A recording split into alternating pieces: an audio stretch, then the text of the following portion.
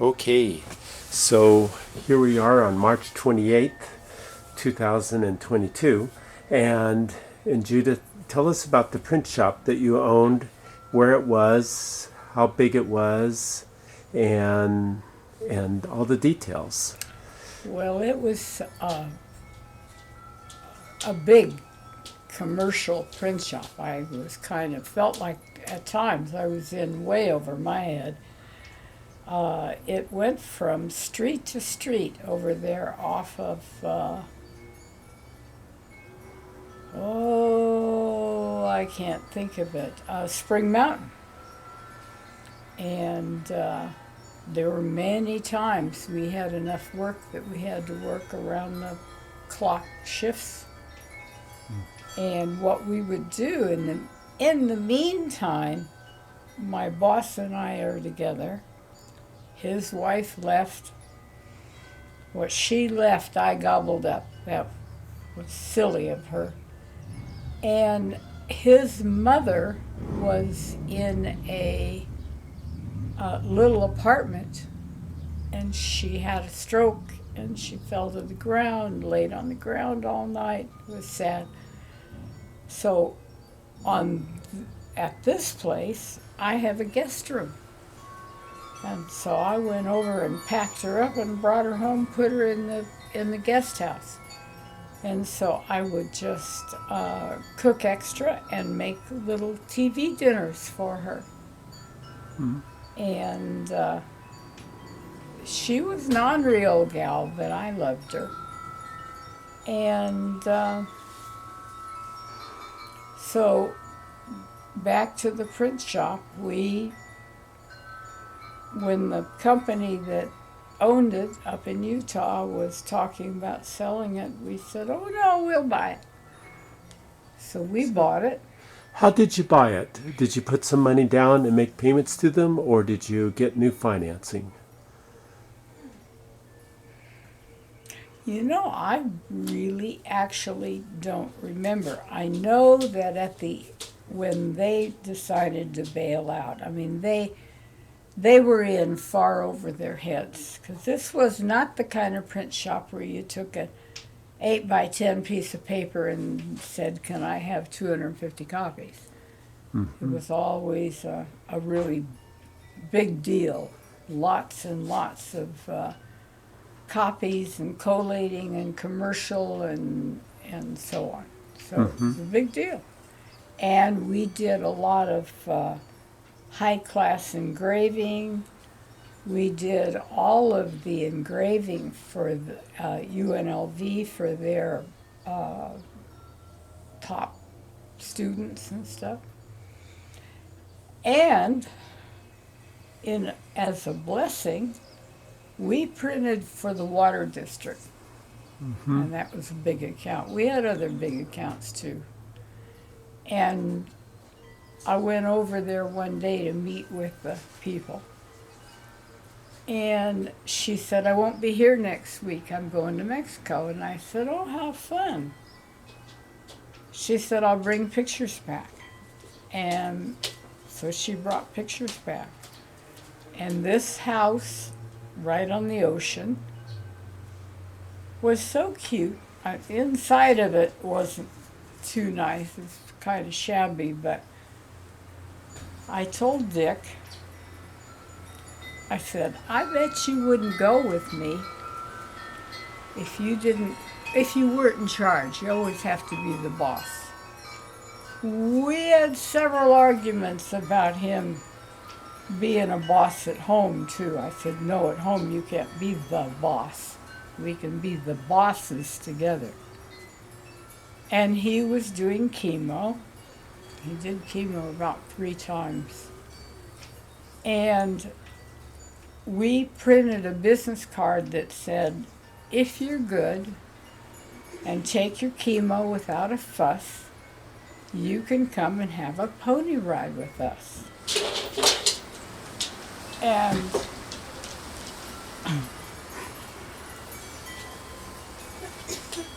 And the kids would come. It's okay. And he would. Yeah. whip off his hat, Keep going. and he'd say to these little kids, "My ponies don't care if you have a bald head. I've got a bald head." And he'd haul all these little kids around on a pony. So, and the big print shop. How many employees did you have at the print shop? 12, 13, worked around the clock many times 12, 13 on a shift, or just all together? on a shift. On a shift. So if you worked around the clock, so you had maybe 36, 40 people that were employed? Probably more like 30 something. 30? Yeah. Yeah. And you offered benefits? We had insurance, oh, thank God. Yeah, they all had insurance? Well, no, they didn't have insurance because Dick had them pay for half of it. And we paid for half, they paid for half. But Oh, that's pretty good. These young kids they don't think I need insurance. They don't think I need insurance until they really get sick. Right. So, and there were times that Dick was in the hospital and it was all my deal. I mean, I was the one that took care of it. How long did you own the print shop with Dick? Maybe about 3 years. 3 years altogether? Mm-hmm. Did you sell the print shop? Yep, we did. Were you able to come out ahead when you sold it, or did you? Kind of broke even, I think. Okay. Yeah. So it was mainly But it provided. after he passed away, they were still making payments. And that was besides having parties here, that was my source of income. Oh, okay. So you were receiving payments for the. Yeah, 400 and something a month, which was a really good thing. Only 400 a month. I think that we gave them like the lowest payments that I could give them, you know. How many years did they have to have payments coming in? 7 years, I believe, they paid on that place. Wow. So did you sell the real estate, or did you just sell the business? Sold the business. Okay, We didn't own the building. Okay, so you owned the business, but not the real estate. All right. Got you. Because that would be very valuable, the real estate. It has passed hands several times. I have heard and read about it. The last people that took it over are doing some big commercial thing there. Yeah. Yeah, and commercial printing for the casinos and the water district, and just lots of big clients, it sounds like. Mm-hmm. Had large offset presses running. Mm-hmm. Yeah. And I would go over there sometimes at night to try to catch up. It wasn't the greatest neighborhood. These people, when they saw the light, the homeless people would bang on the door, scared the living life out of me. Ugh. Decided I didn't want to go over there and work at night alone anymore. Yeah.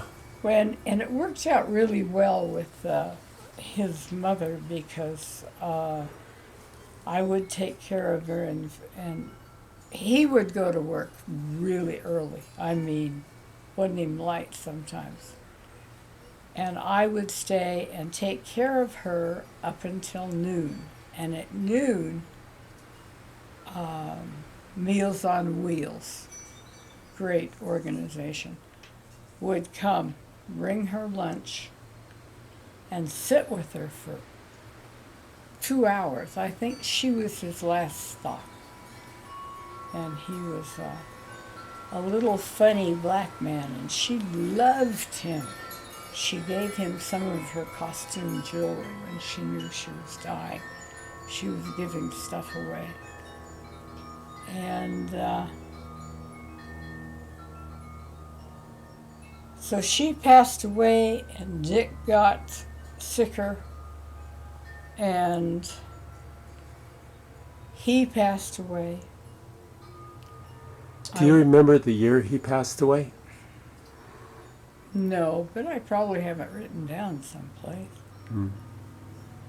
So by this time now, Kathleen and I are giving big parties on the weekends. Mm-hmm.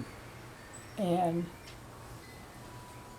we had to fight with the city and the county and whomever to get this place licensed. We were going to meetings, so it was rough. I think part of why we got it is that got the licensing was because they liked us, you know, and we Who? The county? The city? yeah, all those people, yeah, that so we had to get liability insurance. $4,000 and something once a year we pay out to have liability insurance. So we had a party one Saturday morning and these people came rolling in, and to start with, they parked in the front. We're not supposed to park in the front. We made a parking lot for everybody, but they're parked in the front. What year do you think that was?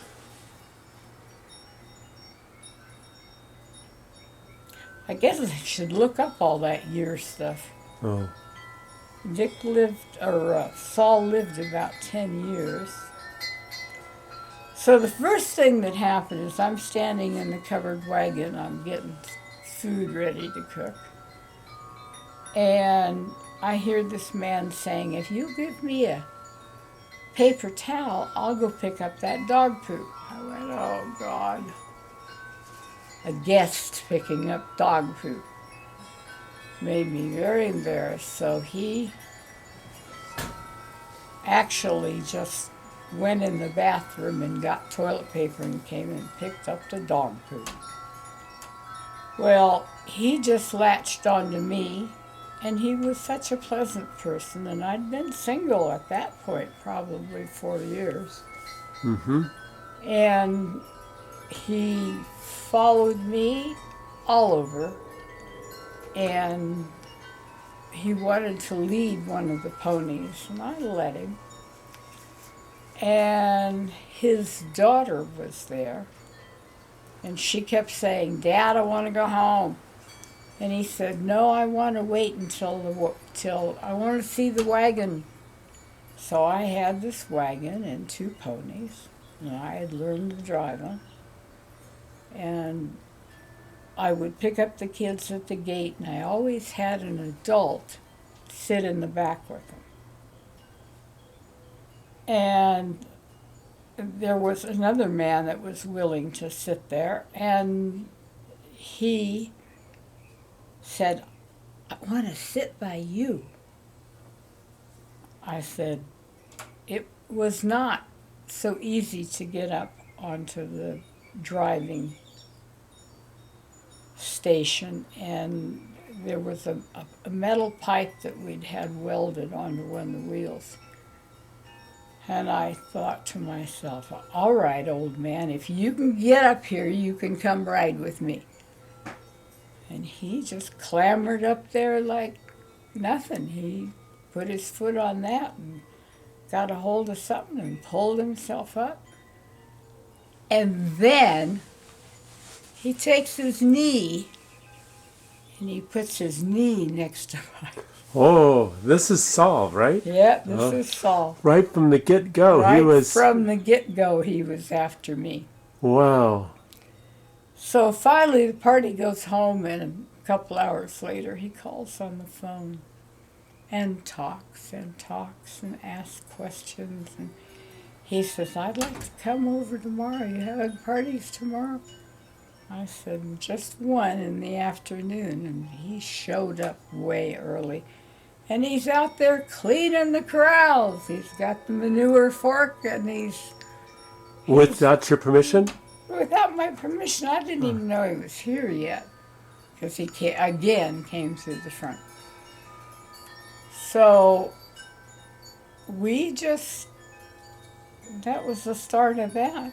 You know, he asked me out, and we went down on the strip and wandered around. The New York was a new casino, and I had never seen it, so he took me to New York. We had pizza. And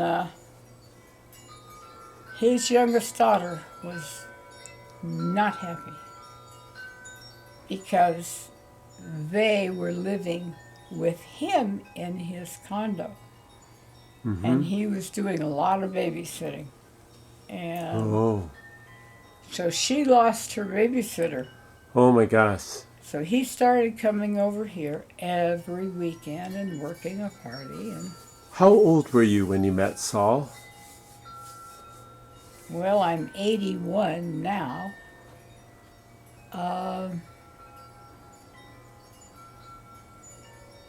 Well, I was obviously in my 60s, I suppose.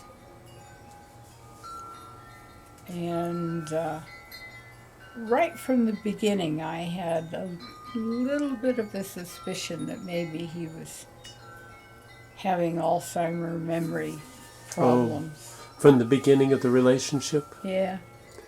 I took him in anyway. We had the most beautiful, wonderful wedding. We had it out on the lawn out there in the back by the corrals. Mm-hmm. And all the kids came, and they walked up the sidewalk. They looked so cute. And we had great food. And then on top of that, a friend of mine ordered all kinds of appetizers. And we had music, and it was pretty special, really special. So we were married just short of 10 years by the time he got really bad. Mm. And he loved it here. He loved the idea of being a cowboy. He just thought that was... Why did he think it was fun? Because he came from somewhere like New York? Came from New York. And you said he had Jewish heritage. He was a little Jewish boy. He didn't practice his religion. I wanted to go over on Friday night and go to the church, but we did get to do a couple of things. He had some Jewish friends. I had some Jewish friends. And he wanted to... he was asked to participate in... Little boys have what? What's the name of it? Bar mitzvahs. Yes, bar mitzvahs. And so he did special things during the bar mitzvah practice, like carry the Torah around the church and so on. But his ancestry was Jewish. Oh, yeah. His mom and dad were both Jewish. Mm-hmm. And then their grandparents were Jewish. And so it goes back a long ways that he was Jewish. Yeah, they came on a ship. Other relatives of his who stayed with them came on a ship and were just rag dirt poor. And so was his parents. His father made hats. And Saul on Saturday morning would get his bicycle out, basket in the bike, and he'd carry these hats around to deliver. That was his first job. Yeah. He was also involved in the garment industry in New York. Yes, that was his job. He would, somebody would decide that they were going to have a certain thing, and he would go out and find the fabric, and that was his job, was to find what they were going to sew. And his brother came over also. His brother and he were born here, born in New York. But his parents were immigrants from... Yes. Where did they immigrate from?